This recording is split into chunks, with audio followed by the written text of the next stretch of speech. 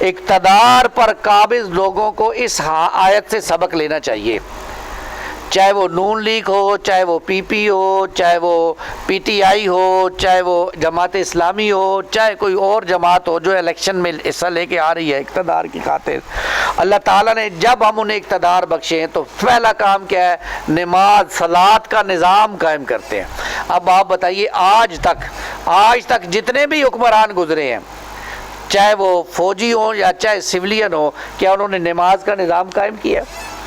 پھر وہ زکوٰۃ کا نظام، پورا نظام ہوتا ہے زکوٰۃ کا، اس کو کرتے ہیں۔ پھر دعویٰ کا نظام، امر بالمعروف اور نہی عن المنکر، پورا ایک شعبہ ہے، دعویٰ ہے، اس کا نظام قائم کرتے ہیں، نیکیوں کو عام کرتے ہیں، برائیوں سے روکتے ہیں۔ آج تک کسی نے نہیں کیا۔ اس سے معلوم ہوا کہ جتنی بھی سیاسی جماعتیں ہیں سوائے ایک دو کو جو دینی یا اسلام پسند جماعتیں ہیں ان کو چھوڑ کر، باقی ساری کی ساری کا جو منشور ہے وہ منشور اسلامی نہیں ہے۔ اس لیے اب جو بات کہنے لگا ہوں ذرا غور سے سنیے گا، اس لیے ایسی جماعتوں کو ووٹ دینا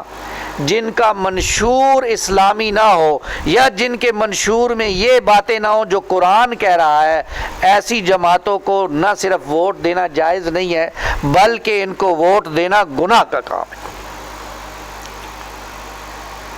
اگر کوئی شخص ایسی جماعت کو ووٹ دیتا ہے جو قرآن کے بالکل خلاف چلتی ہے، اور قرآن کہتا ہے کہ وہ نیکی کا حکم دیتی ہیں، برائیوں سے روکتی ہیں، اور وہ جماعتیں نیکی کو تو حکم دیتی نہیں ہیں اور برائی کو بھی عام کرتی ہیں، وہ ڈانس گانے موسیقی کی طرز پر ہو، فحاشی و ریانی کی طرز پر ہو، سود کو فروغ دے کر ہو، جیسے بھی ہو، اگر وہ اس کام میں ملوث ہیں تو ایسی جماعت کو ووٹ دینا جائز نہیں ہے، اس سے اجتناب لازم ہے ایسے شخص کو۔ اس لیے ووٹ دینے کے لیے بھی تو کچھ دیکھیں نا، جب ہم کسی بچے کو سکول میں داخل کراتے ہیں تو سکول کا کچھ کرائٹیریا ہوتا ہے، تب بچہ ہمارا داخل ہوتا ہے کہ اس کا یونیفارم پہننا ہے، اس کو اس وقت پہ لے کے آنا ہے، یہ چیزیں اس کے اندر ہونی چاہیے، تب اس کو داخلہ ملتا ہے۔ تو اب ووٹ دینے کے لیے کوئی کرائٹیریا نہیں ہے،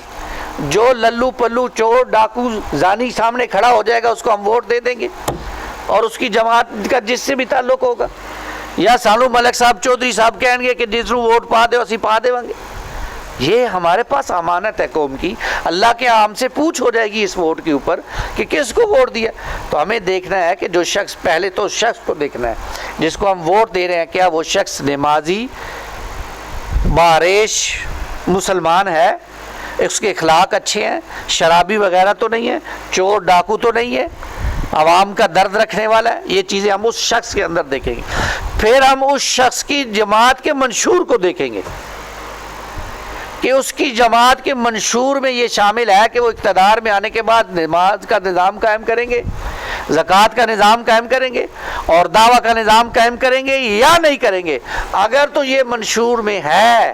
تو پھر اس کو ووٹ دے خوشی سے اور لوگوں کو بھی ترغیب دے، اور اگر یہ منشور میں نہیں ہے تو ایسے لوگوں کو ووٹ دینے کے لیے ترغیب دینا بھی گناہ کا کام ہے۔ ترغیب بھی نہیں دے سکتے کہ اس جماعت کو ووٹ دیا جائے، چاہے وہ کوئی بھی جماعت ہو۔ اس بنیاد پر دیکھیے جماعت کو،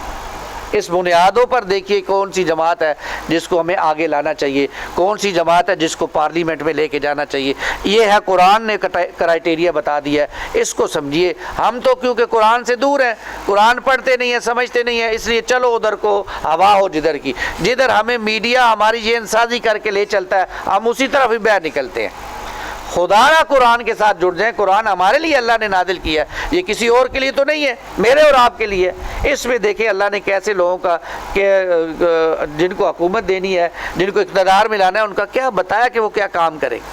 اور اگر وہ کرتے ہیں تو فابیا، وہ ہمارے لیے سار آنکھوں پر ہے، ہمیں ان کا ادب بھی کریں گے، احترام بھی کریں گے، ان کو ووٹ بھی دیں گے۔ اور اگر وہ نہیں کرتے ہیں تو پھر ہمیں ان سے کوئی سروکار نہیں ہونا چاہیے، نہ ہمیں ان کے ساتھ کوئی سروکار ہونا چاہیے اور نہ ہمیں ان کے جانے کا کوئی درد ہونا چاہیے۔